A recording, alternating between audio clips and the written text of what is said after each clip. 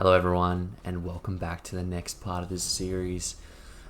So for this video we'll be mainly spending the duration of it wrapping up all our business outside of the Imperial City.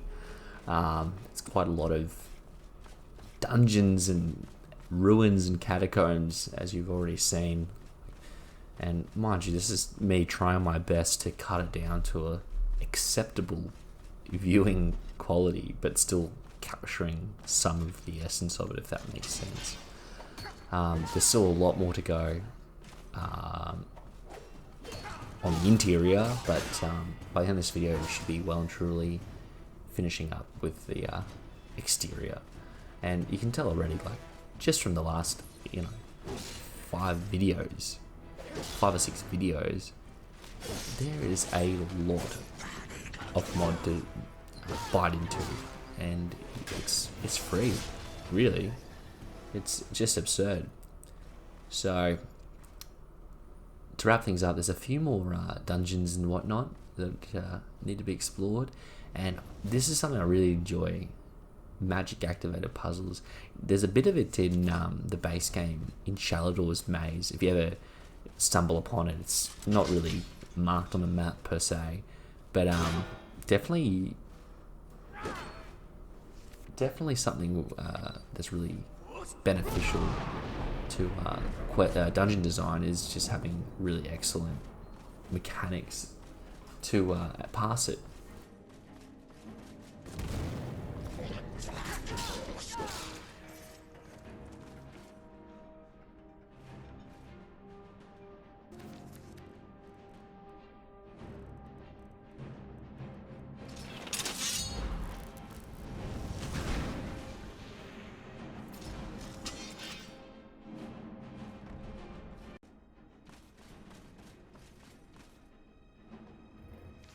And yeah, this is definitely an awesome function of a dungeon, having that Indiana Jones trap. I feel like the trap's pretty good in Space Skyrim, but this just goes above and beyond. And really, this is potentially a dungeon you can just walk past.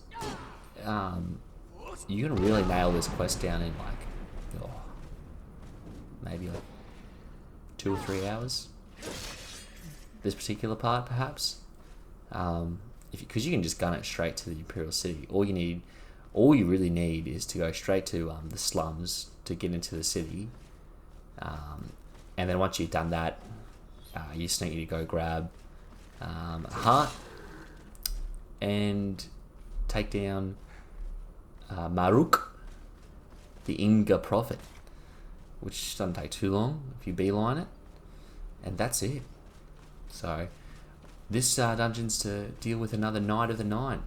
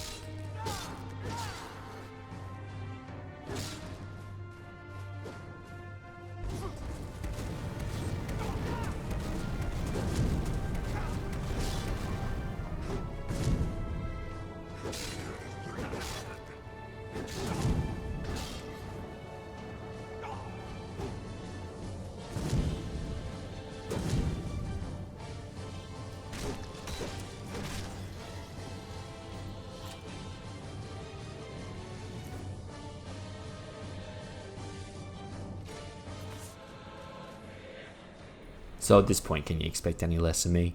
We cut him down first try, of course, and we come to an uncorrupted knight, and there's the actual guy's body. We just fought his aspect. But if you are here, then CASIMIR's soul must have been finally freed.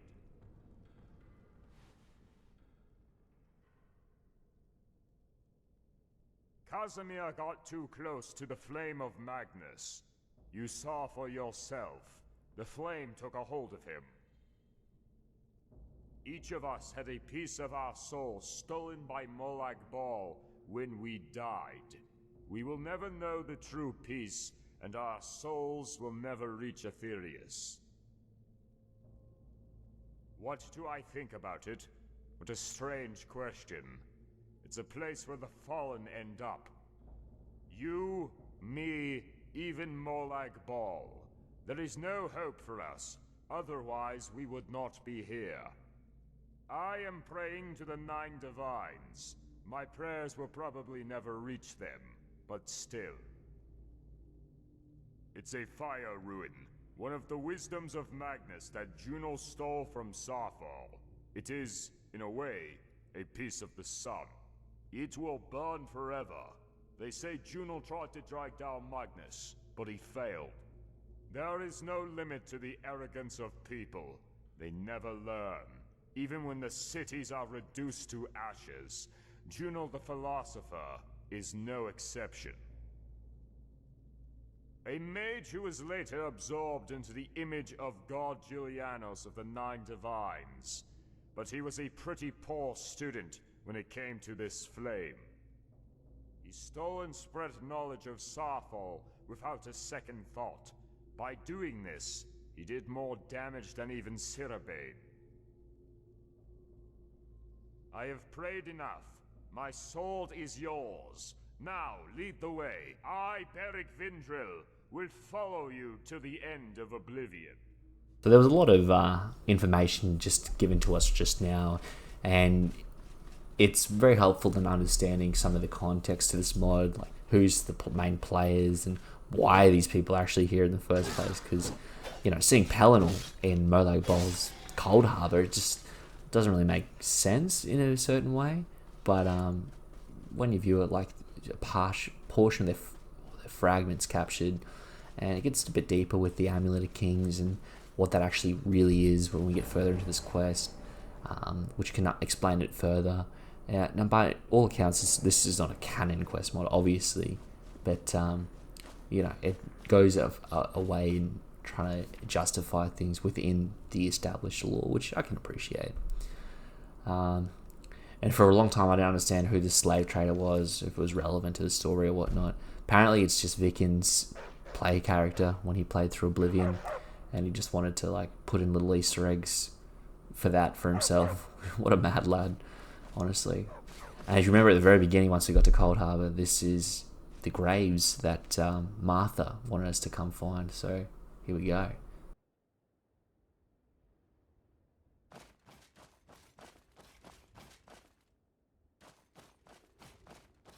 Arkay, gold of life and death, we entrust to you Martha, who has finished her life's journey much too soon.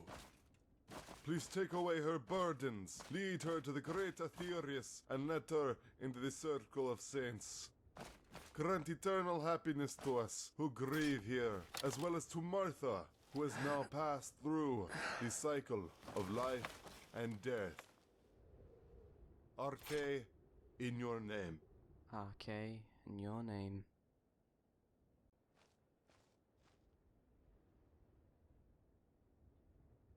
Dear friends, thank you for gathering today to remember Martha. I am sure she is watching us from Aetherius. I thank you all from the bottom of my heart for your sympathy. You'll help me bear this day. Johan? Are you alright? Come, let's get back home. It's going to rain. Please don't stay too long. Martha wouldn't want you to get sick.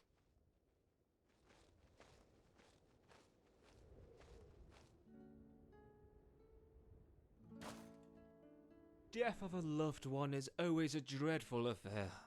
How cruel Arkay is. Just a traveling bard. My name is Bal. Would you like to hear a song? Perhaps the story of Polydor and Eloisa? Ah, a pity. Well, it can't be helped if you are not in the mood. Because of this maze, my lord has ordered me to deliver it to you. Collect the souls of sinners, as many as you can. Will you do it? Yes, of course. My lord is above Arkay's laws. I understand. If you change your mind, I will be in Breville with this maze.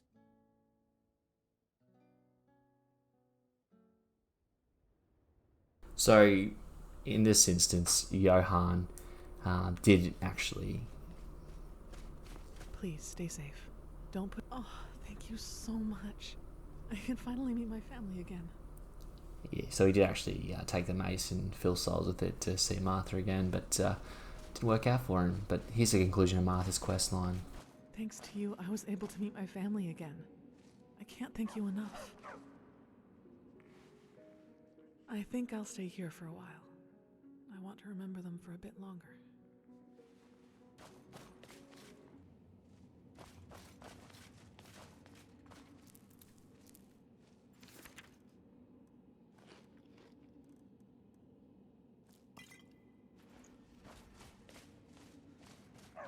So now we're moving up to the main purpose of this cave, if you can call it that. There's a chapel up here which we need to get into. We fight some skeletons along the way. We are going to be fighting another Knight of the Nine, who's, you're going to see, he's gone a little bit insane. To the degree of ripping his own flesh off and sacrificing parts of his body. So he's in a good mental head state, let's just say that. But this is actually a doorway to the Black Hand, which is an aspect of Sithis. The mod author has come back and, well, I'll talk to this in a second. God is the pain of death, fear. But he who overcomes the pain and the fear becomes himself a god. Arkay himself did it. This is the evidence, the lingering remains of the miracle. I have sacrificed a lot of blood and flesh, spare not even my own body. But my lord still says, not enough. You should offer your flesh and blood too. Let us both walk along the path to divinity.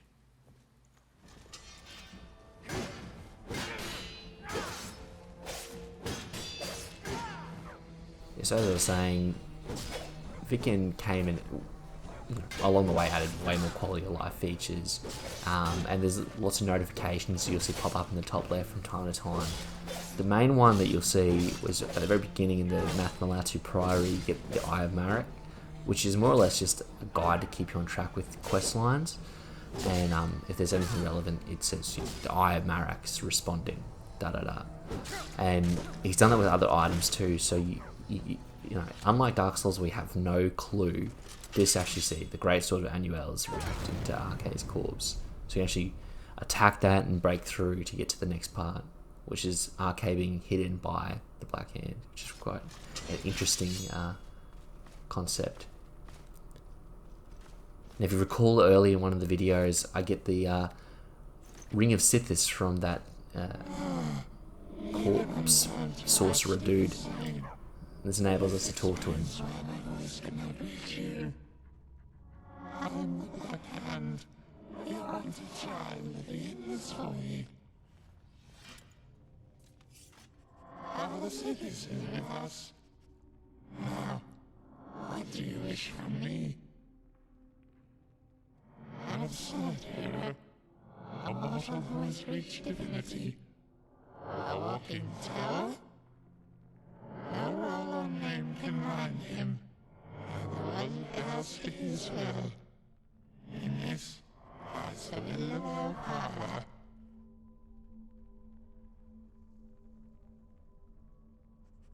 He who rules this place is weak, wicked, ugly.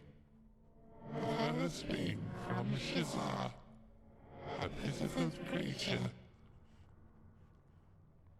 The shepherd deceived by the owl, a blind fool lacking scent.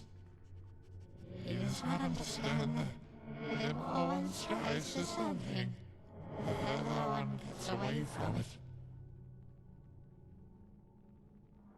our forgotten sibling, caught between dreams and oblivion, a fool who only knows blind hunger.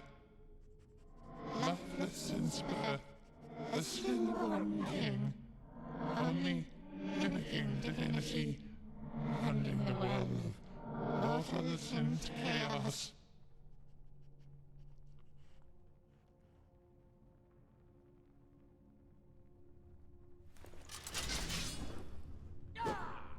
So there's two reasons to add this particular player. Is one, mainly so you can obviously improve your stats, but also to like deliberately tank your karma so you can vary your endings. I think that's the main reason.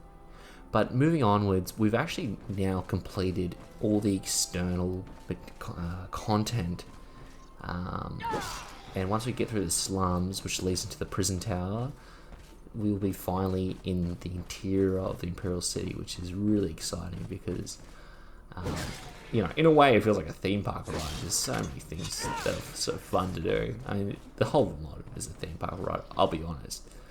And I think don't quote me on it, and don't come back and blast me in the comments, but I'm pretty sure once we get through this whole section and this video, we're done with Sithis. Fucking finish with them, because at this point I've had enough, right? I think there's like a mod I played after this in Riften where it's like Riften sewers, and I'm like, fuck this. So yes, not that it's bad, it's just there's a lot of it. But yeah, so we have to get through the slums and fight through all these Alessian corpses and shit. It's kind of labyrinthy, and the best way I can describe it, it's the Vigilance version of Blight Town. And there's a part we'll be coming up to very shortly, which literally has that verticality of Blight Town. I don't mind it, and I think playing with an E and B makes it much darker, which I appreciate. Having a visually enchanted sword that glows around you is a great gameplay mechanic, I find, that like unintentional one that I created for myself to make it, I mean, you would, right? If you were in a dark, bloody sewer, you're walking around with a flame and you're pulling your weapon out for starters. So if it's on fire, fucking dog, if it's on fire, it's a win-win. Yes. So we've got to fight through this old waterlogged village. We'll be coming up to Inquisitor Pepe. I'm not sure why they call him Pepe, but anyway, sounds like a weird nickname.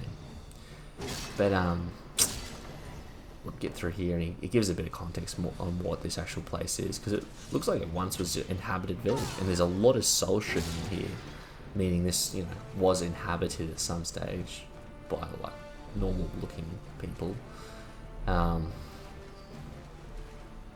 Yeah, it is nice having areas explained, the reason for things. I think having Sir Berich being like, part of our souls are trapped here, so we can't actually be completely at peace.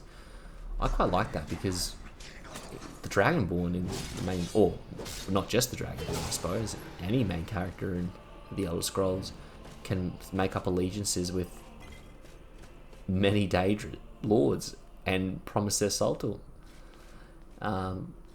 So it makes sense that a part of your soul is divvied up, and an aspect of you can be found in each realm, which is why they're probably not as powerful as meant to be, because they're only a part of it. You're finally here. What kept you so long? There's nothing worth stopping for in this wasteland. You're a right lazy one. Even an old man like myself managed to overtake you. To the prison tower. It's a place where people who fought against Alessians were imprisoned. Beware of the leech monsters along the way. They are rampant here, and far. You must have seen people infested with the leeches on your. Some call them Mary's children. The Alessians burned her on the pyre for, supposedly, being a witch. Some say she consorted with the more like Ball and gave birth to those monsters. The masters called her Mara. Mara. The name of one of Anuiel's damned usurpers.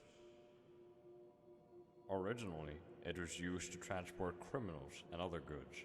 Workers and beggars settled around and gradually built up. Alessians burned this town many times out of fear of the plague, but it always started rebuilding the very next day. The Alessian Order finally gave up, and even granted the city some autonomy. Ironically, the thrashing plague broke out here in the following year. The people here had no chance escaping the plague.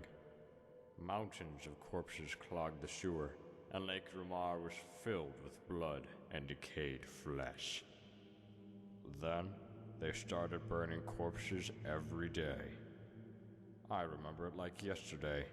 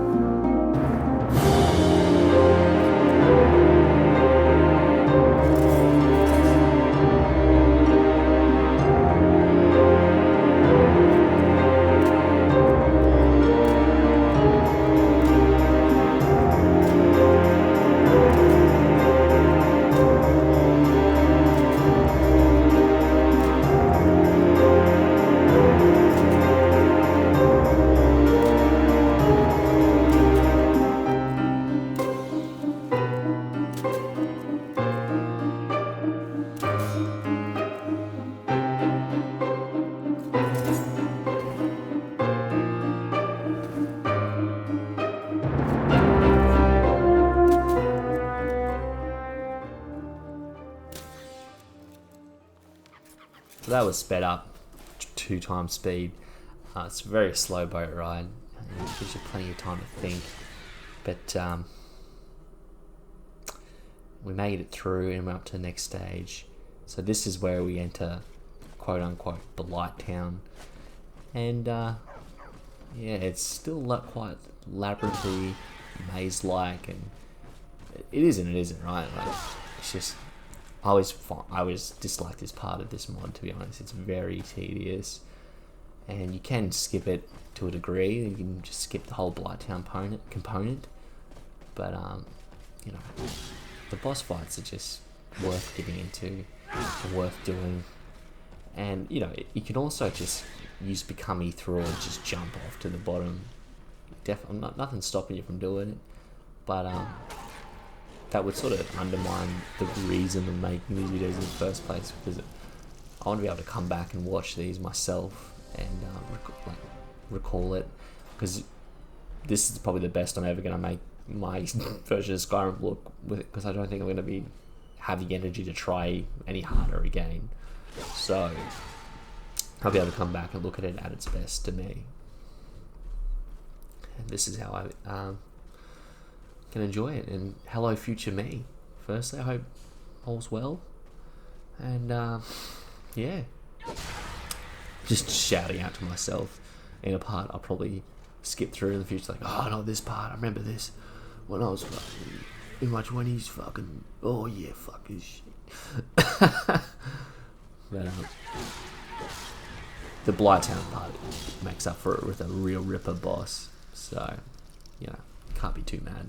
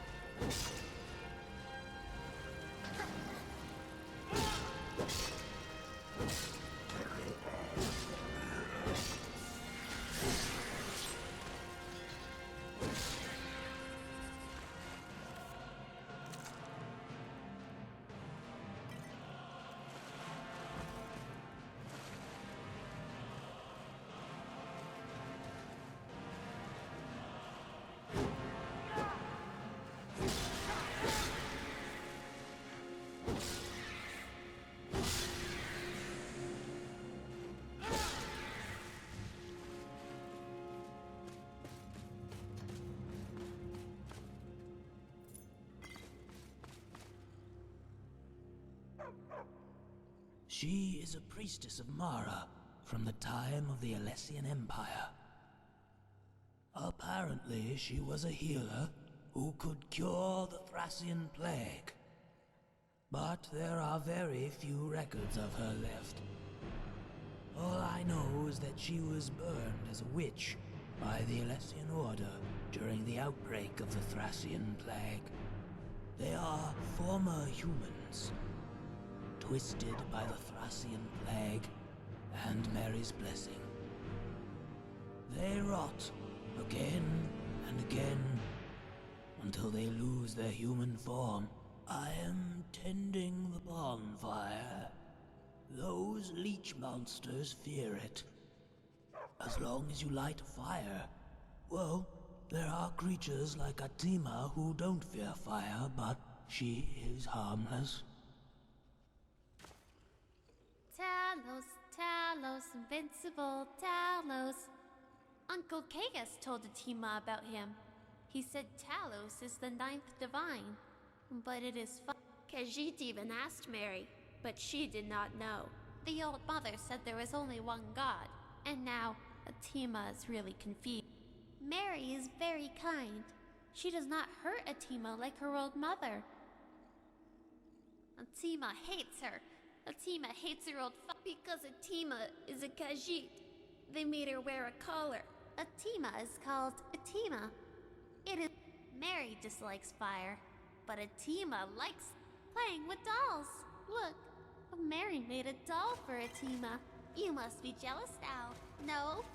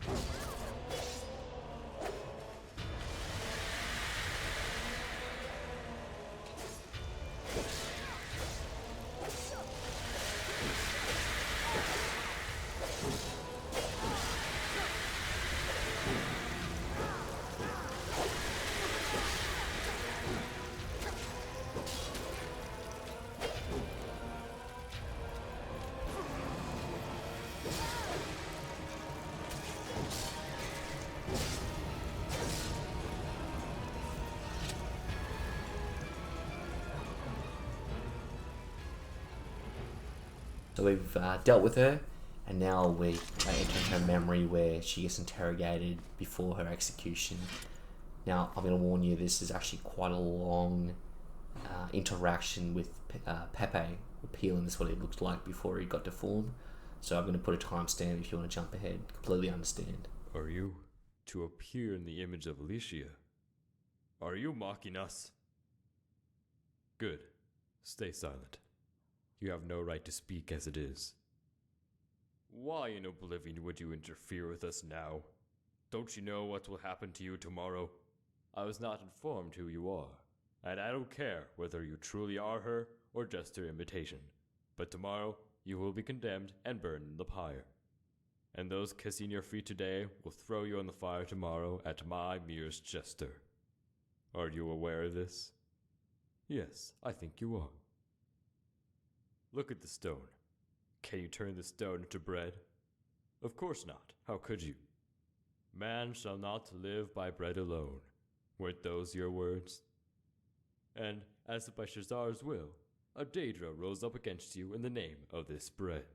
It can't have escaped you how the masses followed this Daedra in droves.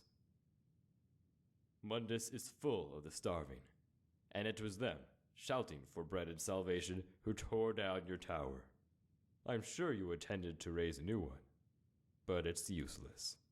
You will not complete even the foundations of the Tower of Fate.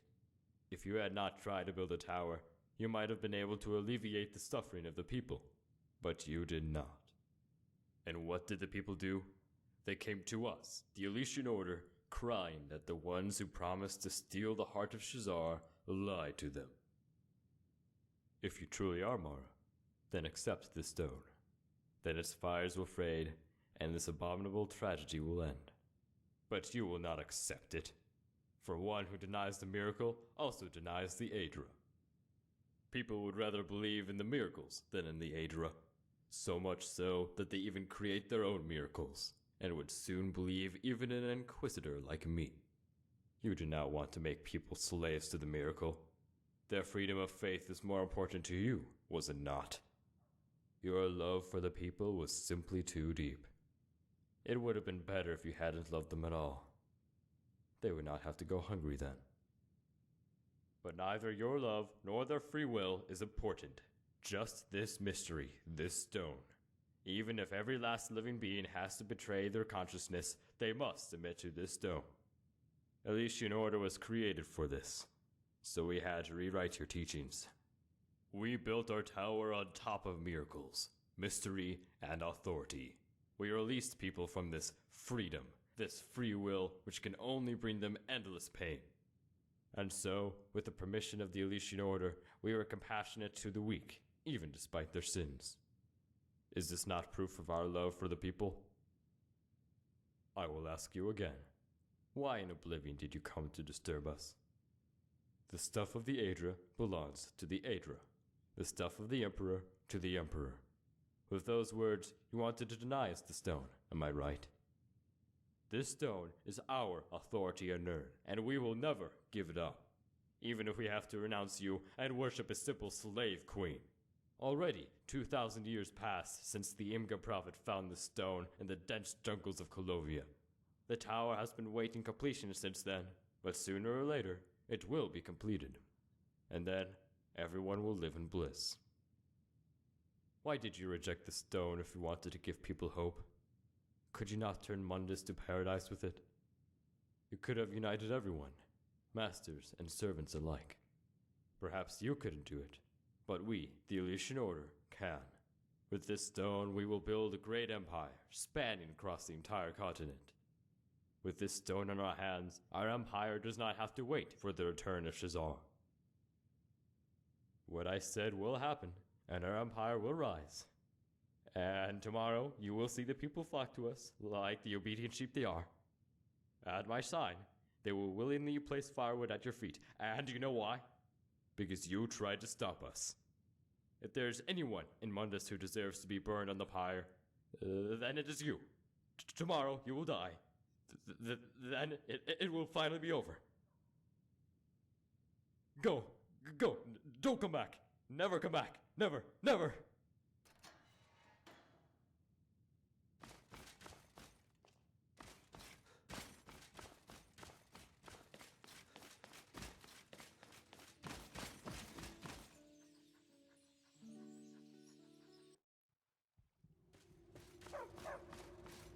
Mary died again.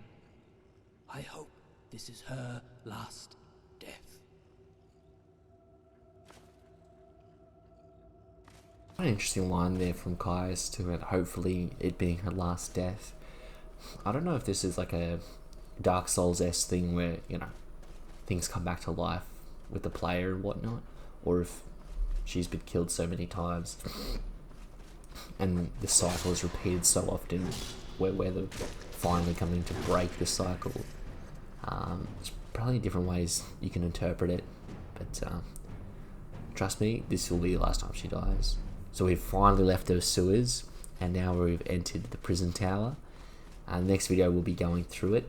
There is a skip you can do straight up. I won't be doing that. Sorry. All the videos will be timestamped, so if you're not interested in seeing more dungeon crawling, this vibe of structure, it'll be timestamped. So until then, see you in the next one. Cheers, boys.